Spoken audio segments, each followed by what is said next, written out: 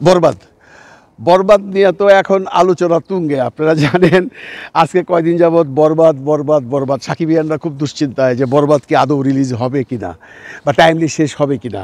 অনেকে অনেক ধরনের কন্টেন্ট বানাইছেন বন্ধুরা, আমিও বানাইছি।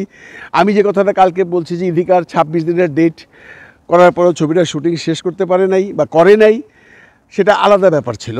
কারণ পরিচালকের কনফিডেন্স ছিল বা ইদিকাও বলছিল যে প্রয়োজনে ডেট বাড়াইয়া দিবে, কিন্তু বাদ সাধছে অন্য জায়গায়। আপনারা জানেন দেবের ছবি খাদান রিলিজ 20শে ডিসেম্বর। এখানে দেবের সাথে ইদিকার আগের থেকে কন্ট্রাক্ট ছিল, প্রমোশনে তাকে যেতে হবে। এবং ভারতবর্ষে যত ছবি হয় আপনারা জানেন আমাদের দেশের মতো নয়, ওরা কিন্তু প্রমোশনটাকে বিরাটভাবে দেখে। এবং সেই আর্টিস্টের সাথে ছবি রিলিজের আগেই যখন কন্ট্রাক্ট সাইন হয় তখনই বলে দেয় আমার কিন্তু প্রমোশনে এই কয়দিন লাগবে। তারপরও দেব যখন দেখলো ডেটগুলোতে আপনার একটু ঘাপলা আছে যে বরবাদের শুটিং করতেছে, তো বরবাদের যেহেতু শুটিং করতেছে, বরবাদ এত বড় ইউনিট নিয়ে বোম্বেতে কাজ করতেছে, দেব একটু কনফিউশনে চলে যায়। দেব শাকিব খানকে ফোন করলো, শাকিব খানকে বলল ভাই এই ব্যাপার, আমার তো প্রমোশন, তুমি কি একটু ইদিকাকে বলো না পরিচালককে ছেড়ে দিতে। কারণ পরিচালকের সাথে দেবের কোনো পরিচয় নাই, কিন্তু শাকিবের সাথে তার পরিচয় আছে, খুব ঘনিষ্ঠতা আছে। আপনাদের বলে রাখি বন্ধুরা, এই দেবের সাথে জিতের সাথে কিন্তু শাকিবের প্রায়শই কথা হয়, একটা মধুর সম্পর্ক আছে। দেব যখন ঢাকায় আসছিল শাকিব তার সাথে দেখা করছে, তাকে দাওয়াত খাওয়াইছে।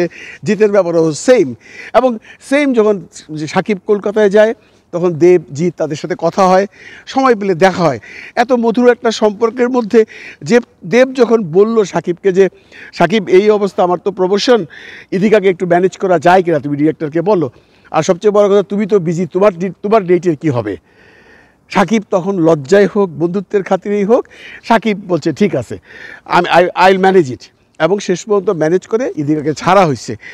আসলে আমরা কি শুনছি? আসলে আমরা শুনছি যে ইদিকা নাটকের ডেটে চলে গেছে, ইদিকা হ্যান্ড করছে, ইদিকা ডেট দেয় না, ইদিকা ফাঁসাইয়া দিছে। আসলে সব বাকোয়াজ কথা, সব বাকোয়াজ কথা। আসলে ঘটনা ঘটছে এই দেবের রিকোয়েস্ট, খাদান রিলিজ এবং ইদিকার ডেট অনুযায়ী কাজ না করা। এদিকে শাকিব খানও এই সুযোগে ঢাকায় চলে আসছে। এখন এই ছবির প্রমোশন শেষ হওয়ার পরই ছবিটার শুটিং হবে। যে যেভাবে বলুক 15 তারিখে যাবে না, আসলে ছবিটা 20 তারিখে রিলিজ, এরপর থেকেই শুটিং স্টার্ট হবে। এবং আমি গ্যারান্টি দিয়ে বলছি ছবিটা যথাবিহিত রোজার ঈদে রিলিজ করবে। একটা মহল যদিও চেষ্টা করতেছে বন্ধুরা, একটা মহল চেষ্টা করতেছে ছবিটা যেন রোজার ঈদে না আসে। কারণ রোজার ঈদে যদি শাকিবের এই ছবিটা না আসে, তাহলে অন্য যারা সিনেমা বানাচ্ছে ঈদের জন্য তারা খালি মাঠে গোল মারতে পারবে। কারণ সাকিবের ছবি না থাকলে সিনেমা হলের মালিকরা চাইলে ওই সমস্ত ছবি চালাবে এবং তারা চুটিয়ে ব্যবসা করবে, কিন্তু ওদের চেষ্টা সফল হবে না। বিকজ সাকিবের ছবি ঈদে চায় সিনেমা হলওয়ালারা। যত ছবি আপনি বানান, যত বড় আর্টিস্টকে দিয়েই বানান, সাকিব ব্যতীত কোনো ছবি যদি ঈদে রিলিজ হয়, সিনেমা হলের মালিকরা ততটুকুন খুশি হয় না। সিনেমা হলের মালিকরা মুখিয়ে হয়ে পয়সা থাকে একটা ঈদের জন্য। ঈদের সময় সাকিবের ব্যবসা দিয়ে তারা সারা বছর চলবে, এবং এই দুইটা ঈদই সাকিবের বড় ব্যবসা, এবং সাকিব খানের 2 ঈদের ব্যবসা দিয়ে অনেক সিনেমা হল আছে সারা বছরই চলে, বা তাদের পুরনো যে বিলগুলো থাকে সেগুলো পেমেন্ট করে, বাড়ি ভাড়া বলেন, এই বলেন, স্টাফ স্যালারি বলেন, সবগুলো দিয়ে দিতে পারে সেই ছবি যেমনই হোক। আর আপনারা জানেন সাকিবের ছবি ঈদে আসা মানে তোলপাড়। ঈদ ছাড়াই দরদ যে ব্যবসা করছে, ঈদে যদি আসতো দরদ কিন্তু আরও অনেক বেশি ব্যবসা করতো। যদিও অনেক দুর্মুখরা বলে সাকিবের ছবি ঈদ ছাড়া চলে না, সেটা আমরা দরদ দিয়ে দেখছি। হ্যাঁ, দরদ আহামরি কোনো ব্যবসা করে নাই, বাট দরদ তো আর ফ্লপ ছবি না। দরদ যে টাকাটা বানাইছে প্রডিউসার তার পকেটে লাভ ভরবেই।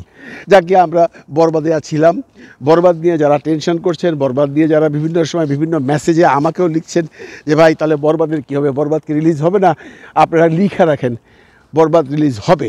একটা মহল বলার চেষ্টা করছে বরবাদে ফেসে গেছে, বরবাদ কোনো অবস্থায় শেষ করতে পারবে না, বরবাদ রিলিজ করতে পারবে না, বরবাদ শেষ করতে পারবে না, ইদিকা ফাঁসায় দিছে। এবং কালকে একটা নিউজ দেখলাম কেউ বলতেছেন ইদিকাকে নাকি বাদ দিয়ে দিবে। হাস্যকর কথা। কারণ কি জানেন, এত সোজা না একটা সিনেমার থেকে একটা আর্টিস্টকে শুটিং করার পরে বাদ দিয়ে দেওয়া। যদি বাদ দিতে হয় তাহলে ইদিকাকে কনসেন্ট নিয়ে করতে হবে। যদিও অনেকে প্রশ্ন করছে যে তাহলে ইদিকা কেন সাকিবকে ইনস্টাতে আনফলো করলো। সাকিবকে ইনস্টাতে আনফলো করলো কেন, বা ইনস্টাতে কখনো ফলোয়ার ছিল কি না, সেটা কিন্তু কেউ বলছেন না। যদিও অনেকেই বলছেন যে ইদিকা তো অনেককেই ফলো করে, সাকিবকে কি সে ফলো করেনি? করেছে। এবং সাকিবকে যদি আনফলো করে থাকে সেটা কবে করেছে সেটাও দেখতে হবে। সাকিবের সাথে ইদিকার এমন কোনো সমস্যা হয়নি, বা ইউনিটের সাথে ইদিকার এমন কোনো সমস্যা হয়নি। আমি প্রশ্ন করেছিলাম যে তাহলে ইদিকা কোনো কথা বলছে না কেন? ইদিকা শুধু মুচকি মুচকি হাসছে। ইদিকা চাচ্ছে, এবং কি বরবাদের ইউনিটও চাচ্ছে একটা কিছু নিয়ে আলোচনা হোক না রে ভাই। কারণ এখন তো বরবাদের শুটিং নাই, এখন বরবাদ একদম চুপচাপ, ইউনিট চলে আসছে ঢাকায়, আবার যাবে, তখন আলোচনা হবে। তাহলে আলোচনাটা থেমে থাকবে কেন? চলুক, মানুষ বলতে থাকুক বরবাদে এই হয়েছে, বরবাদে ওই হয়েছে, ইদিকা ডেট দেয় না, ইদিকা বাদ পড়ছে, ছবি হবে না। সব কিছুর পিছনে তো বরবাদের আলোচনা। এই বরবাদের আলোচনাটা বরবাদের ইউনিটও চাচ্ছে, চলুক। কারণ কি, একটা সিনেমার যখন শুটিং বন্ধ হয়ে যায় তখন কিন্তু কোনো টপিকস থাকে না। আজকে যদি এই টপিকসটা না আসতো বাজারে, আজকে যদি আফসার এই কথাটা না বলতো, তাহলে হয়তো এটা নিয়ে কোনো আলোচনাই হতো না। এটা নিয়ে আলোচনা না হলে কোনো অবস্থাতে চ্যানেলেও কোনো নিউজ করতো না। এটা নিয়ে আলোচনা না হলে কখনোই আমাদের ডিরেক্টর সাহেব এসে ইন্টারভিউ দিয়ে বলতো না, আমাদের কোনো প্রবলেম নাই। আর আমরাও এতগুলো কন্টেন্ট বানাবার চেষ্টা করতাম না। আমি সবশেষ যে খবরটা পেয়েছি সেটা হলো বরবাদ নিয়ে কোনো বড় সমস্যা নেই, শুধু ডেটের সমস্যা। সেটা হলো খাদান রিলিজ দিয়ে দেব সাহেবের সাথে আন্ডারস্ট্যান্ডিং করেই, সাকিবের সাথে কথা বলেই ইদিকা গেছে প্রমোশনে।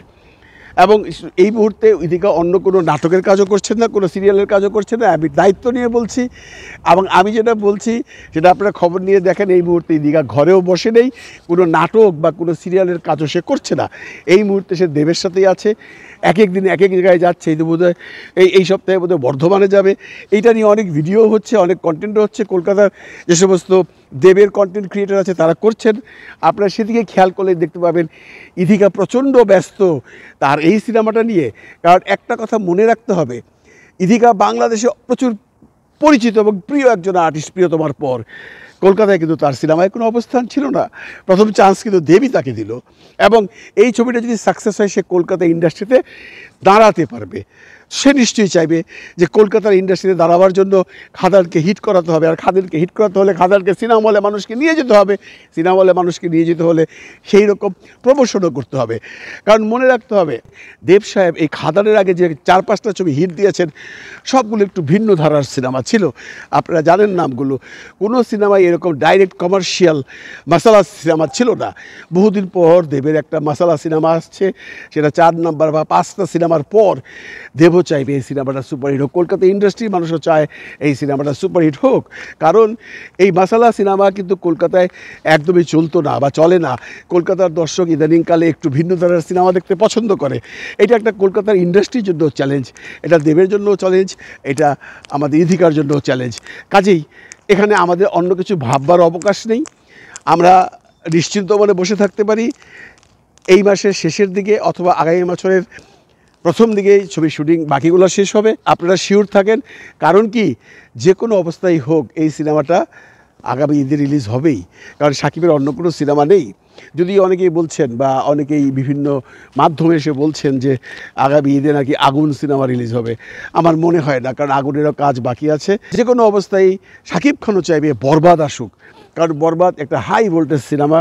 কালকে ওর প্রডিউসারের ইন্টারভিউ দিয়ে আমি কথা বলেছি, ওরা বেশ confident, and they are much confident যে এটা একটা সুপারহিট সিনেমা হবে। আমরাও আশা করি বরবাদ সুপারহিট সিনেমা হোক, সাকিব আবার তুফানের পর এমন একটা সিনেমা দিক যা পুরো বাংলাদেশকে কাঁপিয়ে দিবে। ভালো থাকবেন সবাই, ভালো রাখবেন সবাইকে। খুদা হাফেজ।